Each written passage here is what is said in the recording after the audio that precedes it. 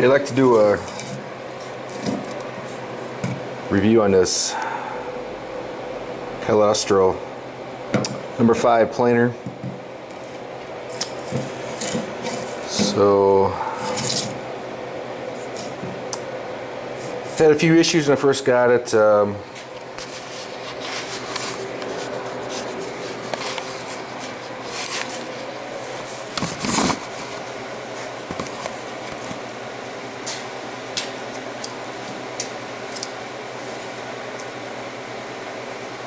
So instead of having a lever like a lot of the Stanley and all your other hand planes, it has little screw things. Just I guess works the same way. So that's not too bad. Like I said, this is a number 5, 2-inch wide, as I guess is your knife size. The chip breaker.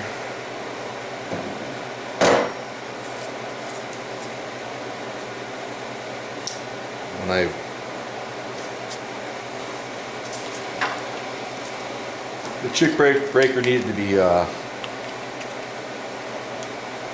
worked with the stone to get it kind of light flush onto the backside of the knife here to do it work properly. It still doesn't work quite as good, and all. I got it pretty good, but what happens is you get a gap here, and then stuff gets into that gap. The other thing, it's not 100% zero in the center of the blade when you tighten it up. It kind of wants to veer off to one side, but I'm able to get it to work right, and but I made it work. I got it to work. The other thing is this needs to be set at 1 or 2 millimeters, I don't know, 1/32 or so, pretty tight like that, because it's pretty good there, and then you tighten it.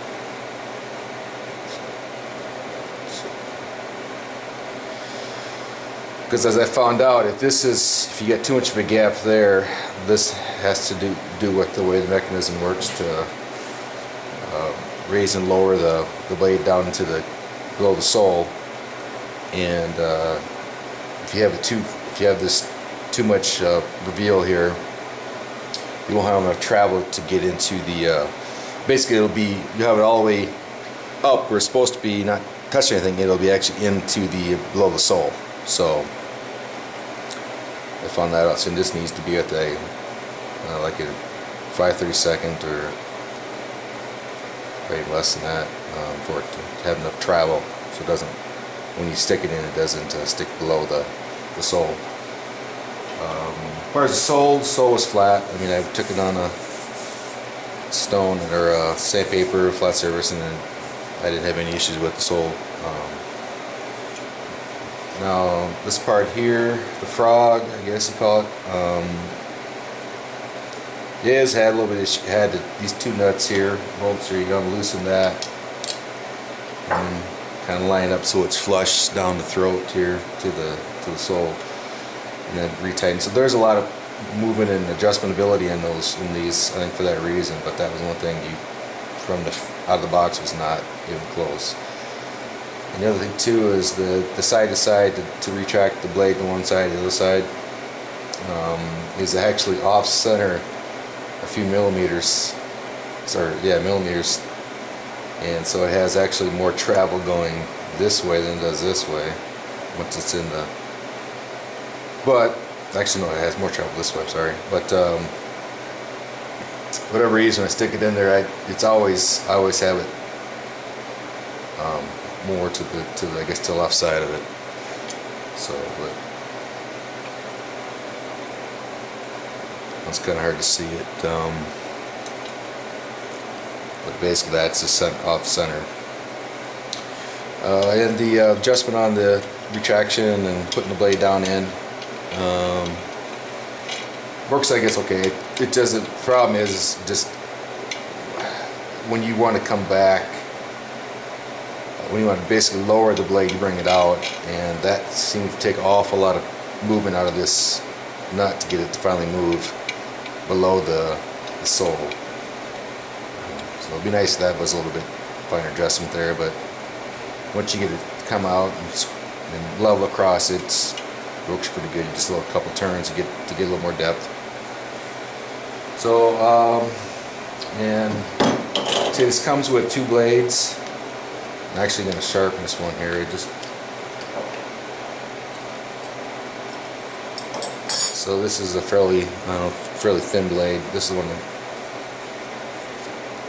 that's pretty thin.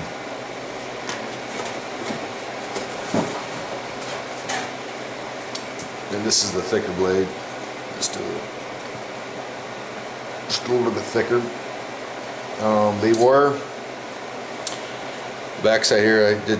As you can see, I had to chew that up, and it wasn't. It was pretty close. This one was a lot better. So, but one thing you learn with it doesn't matter what kind of hand plane you're using. You got to have a sharp knife, otherwise. And first time I've been using it to flatten stuff or run it, and I learned that you can hit one dot, and it'll basically take the sharpness out of it. So then what's going to happen is you keep going, and it's like you're not getting shavings come up. You got to put a little more turns into it. Next thing you know, it's basically you got it too far into the wood, extended too far. So then you know it's time to sharpen it. So what I do for sharpening,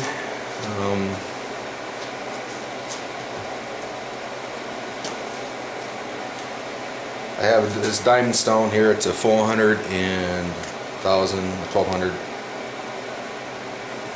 It is only 2 inches wide, so I kind of have to be a little creative on my sharpening technique here, but.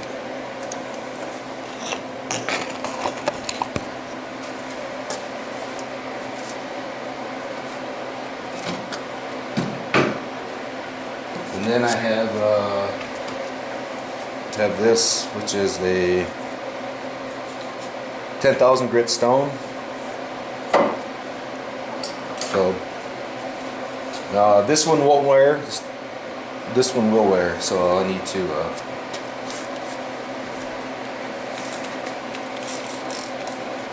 just take the 400 grit and.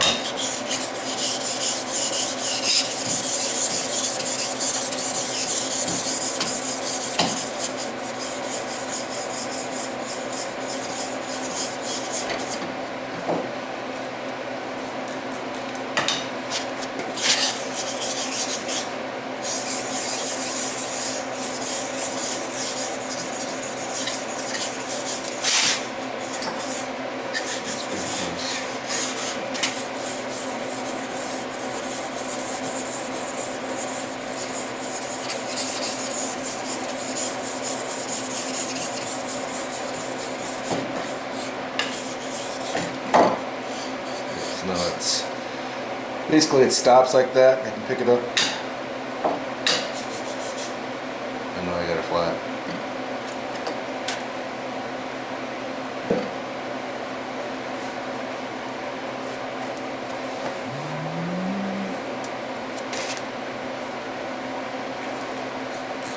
So I just take the 1200 grit,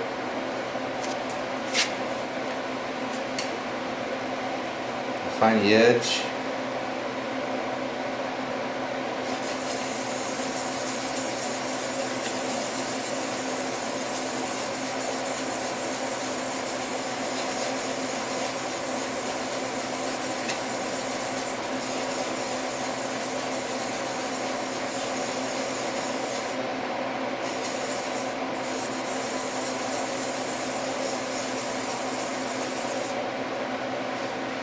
Go till I feel a burr.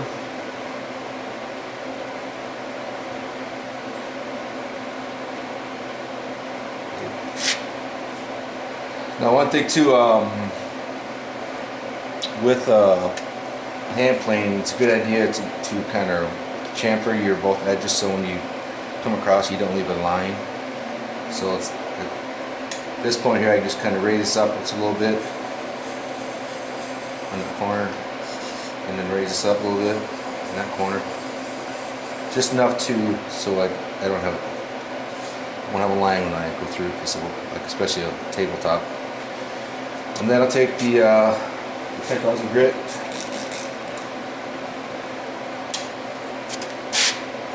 So I just find that edge, and then I'll raise it up just a hair.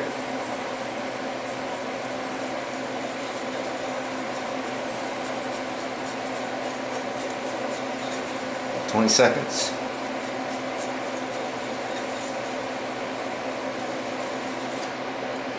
And then I'll just the back side area, take that burr off. Just back and forth a little bit.